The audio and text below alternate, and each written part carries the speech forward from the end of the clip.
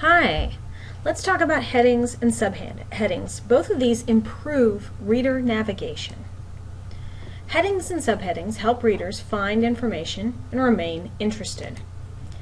How do these help readers? Well, they break a long document into sections, they provide an overview, and they increase skimmability. They are basically friendly ways to allow your audience to quickly find what they need, but they help you as well. Headings and subheadings help writers focus their attention and organize their ideas. Here's some general rules. Follow conventions for your own document. So if you're writing a report, you need to have typical report headings and subheadings.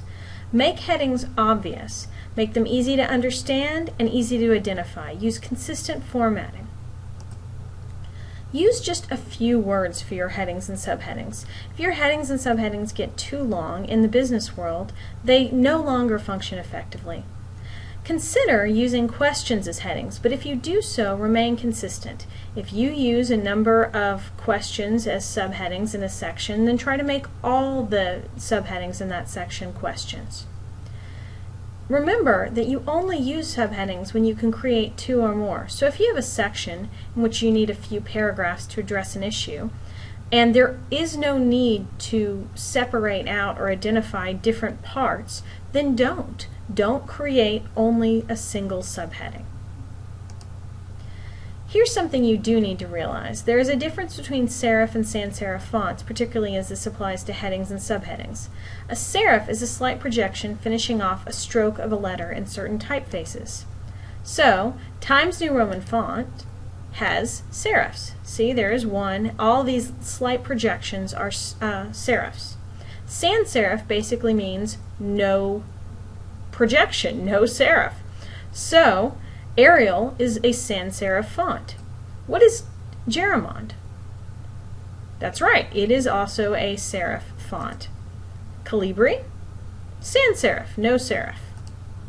Harrington, an extreme example of a serif font. Here's some general rules for printed documents.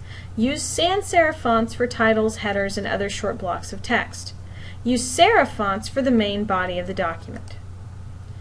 Here's a general rule for documents read online versus printed. Use sans serif fonts for the entire document. This is because readability in online on a screen is not the same as readability on a printed page. You have higher resolution on a printed page, more dots per section, than you do on a screen. So generally, actually those serifs can sometimes confuse the issue and make it harder for readers to read when they look at documents on a screen.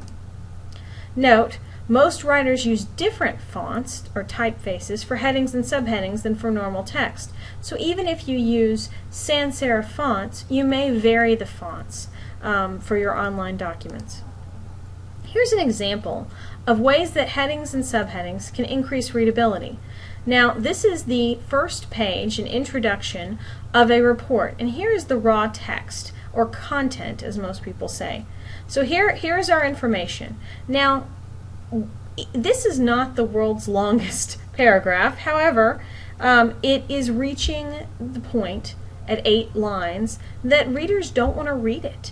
It's getting a little too long. It's not easy to skim. So, we do the first thing that most people do when they want to increase readability.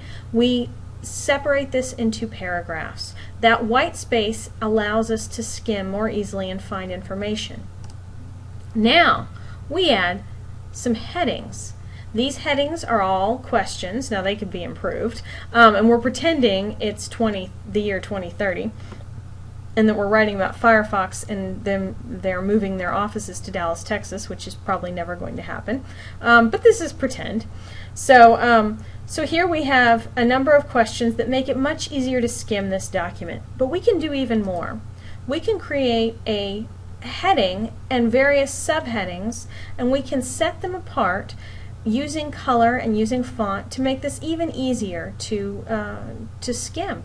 So this is a really easy way for us to look at this document. Suddenly the document is simple.